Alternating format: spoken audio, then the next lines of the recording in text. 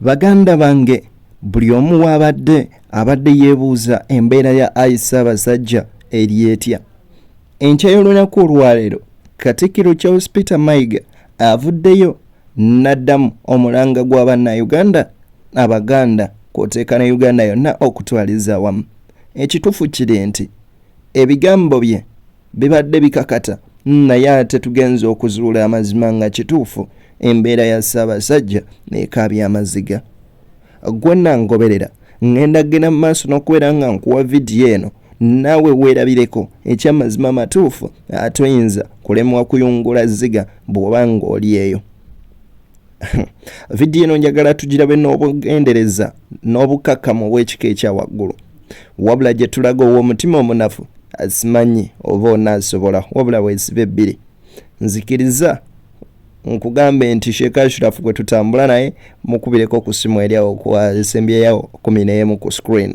Wamma vidiyo gimpere like ate etambulire eddala etuuke ku oyo omulala gwe yandyagadde agende mu maaso n'okuba nga agifuna.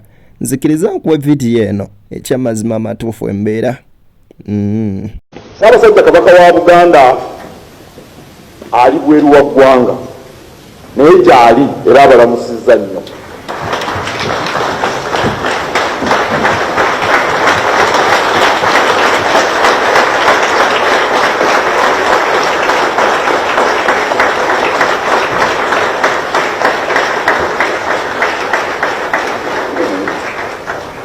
Katikkiro Charles Peter Mayiga avuddeyo n'atutegeeza nti Ssaabasajja Kabaka tali mu ggwanga era tali mu Buganda wabula ali Bungereza. Jjukira nti neera kigambibwa nti ali Bungereza ng'afuna obujjanjabi. Bino nno bye bigambo ebimu ku ebyo Ssaabasajja Kabaka byasembayo okubeera ng'ayogera. Njagala ngende mu maaso n'okubeera nga mbikuwa oba oliawo oligamba nti ate era baatugamba. Naye era sirema kubagamba oba okubategeeza nti tugenda mu kiseera ekizibu ennyo, era wano we ŋŋambira nti tuddamu okukaatiriza ensonga y'okunoonyereza ku kittabantu ekyaliwo mu Novemba nga 18 ne 19. Ensonga eyo yali nkulu nnyo. Tusibirira abantu baffe Entanda. Obwakabaka bwaddawo era tubwagala nnyo, naye waliwo abatabwagala.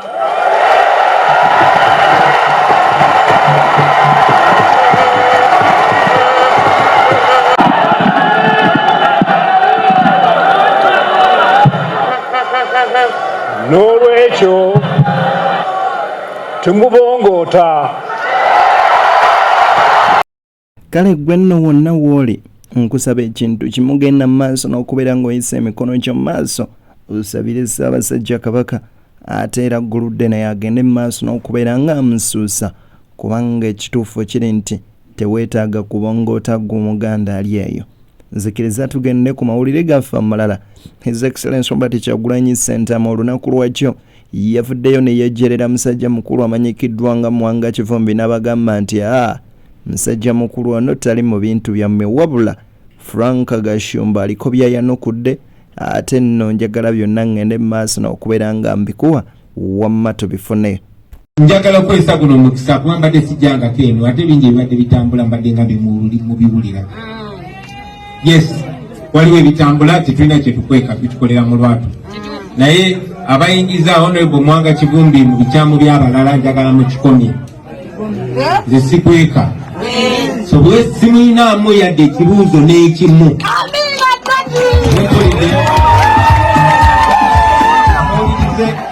muwulirize nze ekikyamu era nkiyita kikyamu, naye saagala mumuteekeko kintu kyonna kyonna. Nze kyembandabye nkibagamba naye siina kyendaba kikyamu. Ono abadde minisita waffe owa finance atulaze bingi nnyo, nze kennyini kuba alina obumanyirivu bungi naddala mu by'okubalirira ssente n'embalirira y'eggwanga n'ebyenfuna. kati ati nanga mumpa kati namulabirangako nnyo ne bwe nali nga nkula kati mbadde mubuuzanga honorable bano bakola bino bantu bakola batya buvulugu bwe bati mu parliament ye munange babukola tiri mu musirika kyati tetulina buyinza tulina obuyinza neŋŋamba tukola nkola byenkola eyo naye nkwenyumirizaamu ssebo era tukyakulinamu essuubi lingi era njagala okubasaba muyimirire naye mumuwaatire kubanga tumwinamu obwesige abantu batuwa confidence nokula bulungi newankubadde waliyo abakulu abakola ebikyamu naye waliwo n'abakulu abakola ebituufu nfuna bulungi. Ebyo nno bye bigambo bya His Excellence Robert Kyagulanyi Ssentamu nga yejjerera musajja mukulu Mwanga Kifumbi. Kakati nno jjukira nti wabaddeyo over the weekend pate ya Elite High School wali eri Entebbe. Kakati no Frank Gashumba wano wasinziridde n'agamba nti mulekerawo ogenda maaso n'okubeera nga mwolesa amaalo ebintu byabawodda. Kakati no full figure kugambye ye ate akawaŋŋamudde. Helicopter eyo manyi bagijje Kajjansi. Kajjansi waliwo airstrip helicopter isinga okugwa. Helicopter eyo okuva bwe yavudde egende ku ssomero ly'omwana awo ekinene nnyo baspendinze miliyoni 10. Ekinene nnyo. Kitone nnyo. Zente 3. Nte 3. Kati uli mindset y'abana Uganda. Mwe mulowooza buli muntu alivinga obulamu obulungi abbye mu gavumenti. Waliwo abantu bangi abali mu Uganda muno atayina kakwate mu gavumenti naye nga yamalayo. Owulidde taata w'omwana mulunzi wante kati we mutaata oyinza omusanga alina ente 10. The last time I was with him in Ngoma, Anchariyo, that is 2012. Yali alina ente zino ez'amata 15 in one farm. Nenga atayina n'endala kakati oyo omwana oyinza n'omusanga nga ye nga asoma senior 6 ng'alina ente zisoba mu 2 nga ye. You get it? So mulekerawo okujajinga abantu ate n'erinnya lyo okuba ahamya. Mwe mulowooza buli muntu alina erinnya erikwatagana n'abantu abava mu West nti ali mu gavumenti. Abasajja bali mu Kampala muno abeekolera emirimu egyabwe nga tebalina attachment yonna ku gavumenti naye nga balivinga obulamu obulungi. Mustopinga okujajinga abantu. Temwefuula batuukirivu, temwefuula nti mumanyi abantu. Sajja mukozi. Kale, omwana ajja kumpa. Ebintu bino byabadde mu Uganda. Abaana bagire mu motoka n'helicopter. I was very sure tebagatilidde ebifaananyi okubijjeebweru. Tebagatilidde muleke kuwaayiriza abaana. Emmotoka zirina wano. N'embuga javuga. N'helicopter. Yes, okwagala nze lino ona wange akole senior 4 senior 6. Avuga minisita agambye nedda muno bababonerizeeko. Lwaki bababonereza? Bana babagaga bantu abategekera anti mono nensi. Endo bannange mutulekate nammwe. Abamu abasomera e Bulaaya. Bwe nkozesa sente z'abantu abasomera e Bulaaya nazina abaana zibakozesa promo pate ani asinga. Abaana basomera bweru wa minister kyo mukimanyi. Basomera mu international schools. Tebali wano. Bagenda bwa miliyoni ya 35 roza ndizakumagaze basasudde. Gwe mtwala mulambo gwa dola. Hapana nedda, this was too much. Minister mu toyinza nedda. Nojagera kupate bwetu. Abaana bagira mu helicopter. Abaana basomera luddawa. Bana babana kuwagambe omwana ya bana basomera luddawa. Obasomera otamanyi. Ola wano ku ntebero di kugundi. Teri mwana wa munaku nnolowooza somera kado tamanyi mukwano. Ero simanyi eita gisimanyani. Ojadizanya omanya bana abo gye basomera. Teri mwana wa munaku katika nkigambe kino. Bano musibire mimonde tebaliyo. Elte high school ente. Ndi yawo ku ntebe road. Ola wana ngalo kuyimba bunje nyenyenyo. Ola wana wali ngekiyumba kya choga moba kya achecho. Ola buyimba bunje nyo mulengere ri wansi mweze muite nyumba ba muzitana za muoza muzitazani. Ndi somero lya Kenya weriri. Jajja omanya bana basomera basosene meka. Nini ndelwaki bakiro gwakola bino? Ebintu bitandika nga byakusaga n'ebifuuka ebya tabu. Ate no munnangenza wange. Ate nze kakubulire na kino kakikugambe. Abaana bakubise ebipande nga bagenda kwesimbawo ebyo nabikyamu. Bitya.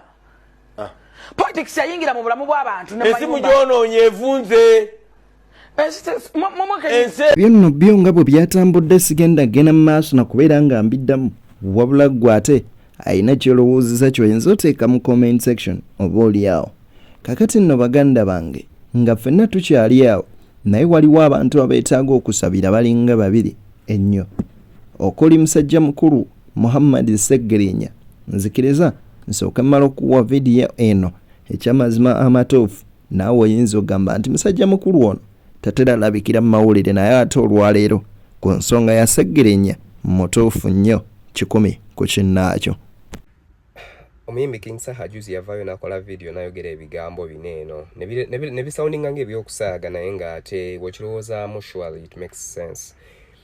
Ti Mukama abalabe baffe ng'obawadde nnyo amaanyi nga balowoozeza ba kitalo. Ngenze ne ntunula embeera Sseggirinya Muhammad gy'ayitamu. Ntunula ebifaananyi bya Sseggirinya ne mpulira ennaku ku mutima. Sseggirinya muzadde, Sseggirinya mwami w'omukyalo omu, Sseggirinya mwana w'omukyalo omu eyakera n'amuzaala. Naye because someone who disagrees with him politically thinks nti w'amaanyi nnyo, laba embeera gy'amutaddemu. Mukama abalabe baffe ng'obawadde amaanyi mangi. Abantu abamu nga beegulumizza nga balowooza be bakitalo. People thinking that now they own our lives or the lives of those who disagree with them in their hands. Ayi Mukama, abantu abo nawe batuuseeko omukono ogwo naffe tubalabeko nga babonaabona. Abantu abo batuuseeko omukono ogwo tubalabeko nga nabo bayita mu mbeera gye bali okuyisaamu abantu abalala. Sseggirinya ali kuyita mu bulumi obw'ekitalo. He's likely to lose his life. Mukama batamukwatiddeeko n'avamu embeera. Naye nga baabimukola bali awo. Celebrating, they are now sporting, ani addako gwe tuddako okuyisa mu mbeera bw'eti. Lwaki oleka ebintu bino Mukama bigende mu maaso ku bantu boffe b'oyagala ennyo. Abo abantu abatuyisamu embeera. Show us, punish them. Babonereze Mukama naffe tubalabeko nga babonaabona. Let them not celebrate when we are hurting. Let them not celebrate when other people are dying. Let them not celebrate when other people are losing their lives, when other people are losing their beloved ones. Sseggirinya Muhammad, we pray for you. Tukusabira Mukama akuggyemu embeera. Whatever made you go through that, you don't deserve that. You do not deserve that. And whoever is behind it, may that person never see happiness. We pray for you, we wish you well, and many more. Abalinga Sseggirinya batafunye mukisa gujja mu kamera abantu. Sabe Mukama, ate oboolyawo essaala z'abantu abamu agende maaso n'okubeera ng'aziddamu mpolampola. Kaakati nno Alien Skin olunaku lwajjo ekyazza Weasel Manizo, naye ekituufu kiri nti embeera Weasel gy'alimu okuva lwe yaviibwako Moze Radio ekyamazima nayo ekaabya amaziga. Bw'otunuulira embeera ye n'ebintu by'akola olabira ddala ng'ono ate yavaako ali ku layini yiye.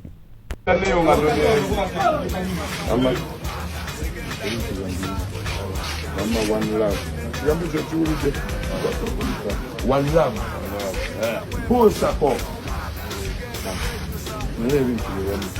How much is the model kinds of free? And the cruiser. What is Babu? Tomeza.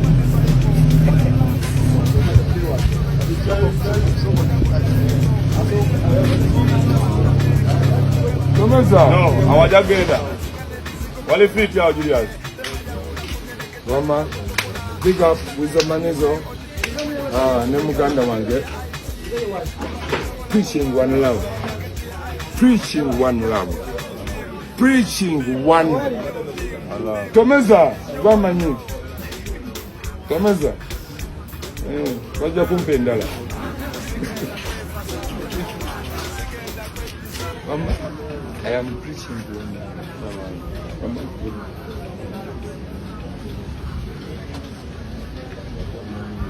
Why? Ariwa. Yagenze. Amanda Sumuyiwa. Ni muganda wo. Nenga happy birthday.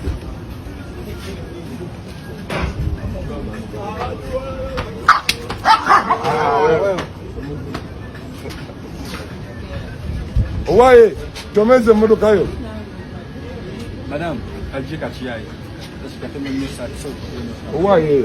Ndagala kugumya Uganda nti ebitusoomooza tubirina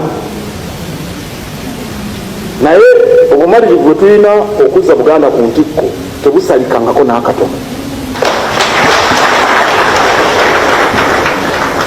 Era obubonero bwonna wano nfunzizza ensonga nga 15 bulaga ntugambula tugenda mu maaso. Kabaka bw'atabeerawo mu nsi ebitusoomooza nnyo naye mulimu gwaffe ffenna abali wano n'abali ebweru okulaba nti emirimu gy'obwakabaka gisigala gitambula. Kabaka atusange tuwoze olutabaalo.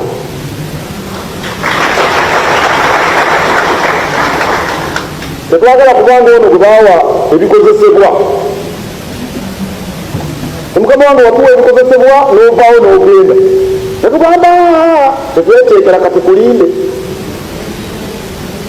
oyinza okujja n'ebitubanja olugero mulumanyi mu bayibuli bagiyita talanta naye ndoze baali bagamba bikozesebwa oli yagaba entandikwa